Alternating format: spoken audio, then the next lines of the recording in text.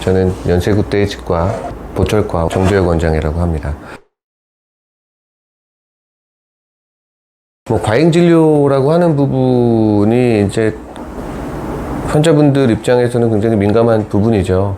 그런데 이제 간혹 가다 보면 정말 사무장이 운영하는 그런 굉장히 상업적인 치과에서는 과잉진료가 실제로 시행될 수도 있을 겁니다. 제가 실제로 목격하지는 않았지만 그런 사례들을 실제로 언론에서 얘기하는 부분들도 있기 때문에 그런 과잉진료를 피할 수 있는 첫 번째 원칙은 내가 즉흥적으로 싼 치과를 찾을 때 과잉진료를 하게 될 확률이 확 올라가거든요. 보통 이제 그런 과잉진료를 하는 병원들은 굉장히 마케팅 비용에 그 병원을 운영하는 부분에 있어서 굉장히 크게 비중을 차지하고 있고, 그러다 보니까 환자 유인을 가격으로 할 수밖에 없습니다. 그래서 임플란트 가격이 그래서 소위 덤핑 치는 치과들, 정말 가격으로 승부 보는 치과들이 있거든요. 그런 치과에 가면 실제로 임플란트 개수를 줄일 수 있는데도 조금 더 과잉적으로 임플란트 개수를 늘리게 되는 경우도 있을 수 있겠죠. 있을 수 있겠습니다만은 어쨌든 그런 가격을 보고 여러분들이 임플란트를 선택을 하시다 보면 과잉진료를 조금 더 내가 쉽게 노출될 수 있다라고 생각을 하셨으면 좋겠고, 내가 최대한 싼 임플란트 하는 데를 찾고 싶어 라는 생각으로 접근하시면 좀 어려울 수 있다. 과잉진료를 쉽게 만날 수 있다 라고 생각을 할 수 있겠고요. 한게 싼 게 아닌 거군요. 그렇죠. 네. 싼 데는 다 이유가 있고, 그리고 이제 특정 가격 이상 사실 내려갈 수 없는 수준이 있는데 그것보다 더 내려간 가격으로 이제 광고하는 데들은 다 실제로 치과에 가보면 또 이것저것 또 얹히다 보면 결국 가격은 또 올라가게 돼 있거든요. 그래서 어쨌든 너무 싼 데 찾지 마시고, 중요한 거는 내가 평소에 신뢰하는 치과 의사가 있어야 돼요. 그래서 내가 2년 3년 꾸준히 치과를 다녔고 이 치과 의사랑 서로 신뢰관계가 소위 라뽀라고 하는데 그 신뢰관계가 형성이 돼 있으면 과잉진료는 결코 이제 보통은 일어나지 않는다라고 생각을 하시면 됩니다. 네. 이제 평소에 내가 신뢰하고 있는 치과 의사가 없다. 그럼 어떻게 하느냐? 그럴 때는 이제 할 수 있는 방법은 가장 간단한 방법은 한 2군데 정도 이제 치과를 한번 가보셔서 선택하는 것도 방법인데, 그것 또한 사실 정답은 사실 아닌 것 같아요.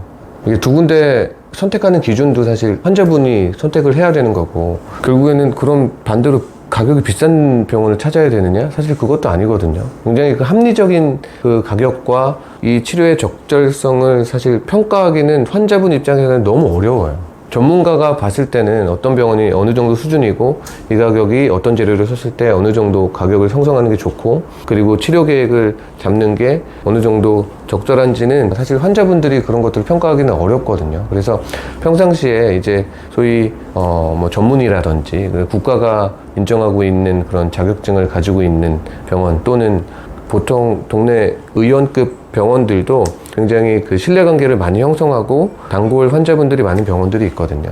그래서 그런 병원들을 잘 찾으셔서 평소에 꾸준히, 왜냐면 스케일링을 1년에 한 번 하셔야 되니까 꾸준히 그런 치과들을 잘 사전에 내가 신뢰를 형성하는 병원을 그래서 만드는 게 중요하다고 먼저 말씀드린 거고요.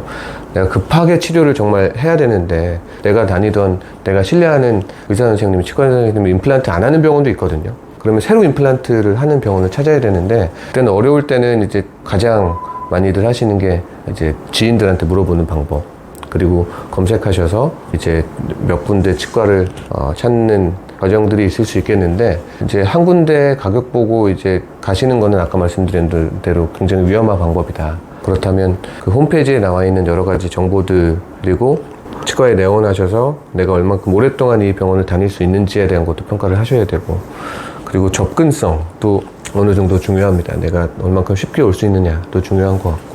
그래서 한 군데 가셔서 충분히 신뢰할 수 있으면 한 군데에서 그냥 치료를 잘 받으시는 게 가장 저는 편하고 합리적인 방법 같아요. 이게 뭔가 치과의사 입장에서 2-3군데 치과에 가보고 결정하세요라고 얘기하는 것도 절대 대다수의 치과를 신뢰하지 않는 입장에서 그렇게 얘기할 수 있는데, 저는 절대 대다수의 치과의사와 병원들을 신뢰하거든요. 저는 제 동료의 치과의사들을 더 믿어서 그런지 모르겠지만 제 주변에 봐도 의도적으로 과잉진료를 하는 제 동료 치과의사분들은 드러내놓고 얘기하는 사람 물론 없겠지만 네, 거의 없거든요.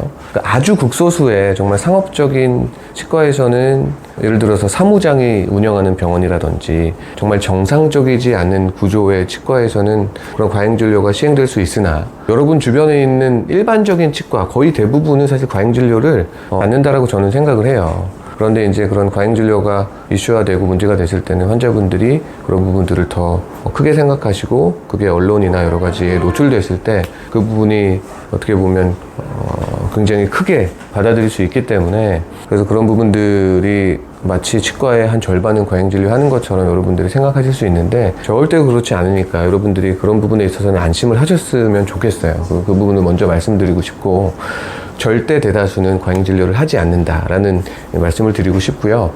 그래서 적절하게 잘 알아보고 가시면 그런 너무 그렇게 싼 덤핑 치는 치과만 피하신다면 충분히 가까운 병원에서 잘하는 데 있다고 하면 치료 받으시면 다 치료 잘 받으실 것 같습니다. 마지막으로 구독자분들에게 당부하고 싶은 말씀 전해주세요라고 질문이에요. 치조질환에 있어서 이제 당부드리고 싶은 부분은 방금도 과잉진료 얘기를 했지만 잇몸 뼈는 사실 너무 늦게 늑장 대응을 하게 되면 뼈가 너무 빨리 없어지게 되거든요. 그래서 이거는 내가 최대한 버티고 정말 많이 흔들거리고 어쩔 수 없을 때까지 내가 이를 매달고 있을래 라고 생각을 하게 되면 치아를 감싸고 있는 뼈가 싹 다 없어지는 경우가 생각보다 많아요. 그래서 그런 분들이 실제로 치과에 많이 오시고 그러면 치아를 발치를 하게 되면 임플란트를 할 때는 그 밑에 있는 뼈에다가 심어야 되거든요. 임플란트를 하는 데 있어서 그 밑에 얼만큼 많은 뼈가 유지가 되느냐 그리고 그 위에 잇몸이 얼만큼 예전에 내 치아가 있을 때의 양이 유지가 되느냐가 임플란트를 하고 나서 얼만큼 내 자기 치아랑 비슷하게 기능을 하느냐가 결정이 되거든요. 그래서 그 뼈하고 잇몸이 많이 없어진 이후에 병원에 찾아오시면 그 부분을 다시 재생시키는 거는 한계가 있어요. 그리고 시간도 오래 걸리고 술집 자체가 굉장히 아플 수 있고 그래서 이 치아는 어차피 뽑을 치아다라고 진단을 한 경우에는 최대한 치조골이 없어지기 전에 뼈를 다시 보존하고 만들고 재생시켜서 그 자리에 임플란트가 들어가는 게 굉장히 좋습니다. 왜냐하면 임플란트는 예전에는 한 10년 쓸까 했는데 지금은 20, 30년 이상 기능을 할 수 있는 걸로 충분히 기대할 수 있는 시점이 됐어요.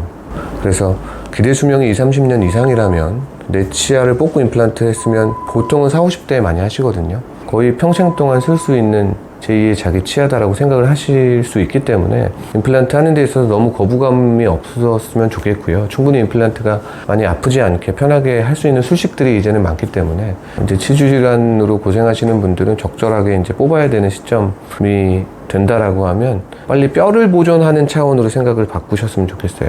치아도 중요하지만 치아를 잡고 있는 뼈를 보존하기 위해서 치료 시기를 너무 안 늦추셨으면 좋겠다라는 말씀을 다시 말해서 아프면 꼭 근처에 있는 좋은 치과병원에 가셔서 치료를 받으시는 것을 당부드리고 싶습니다.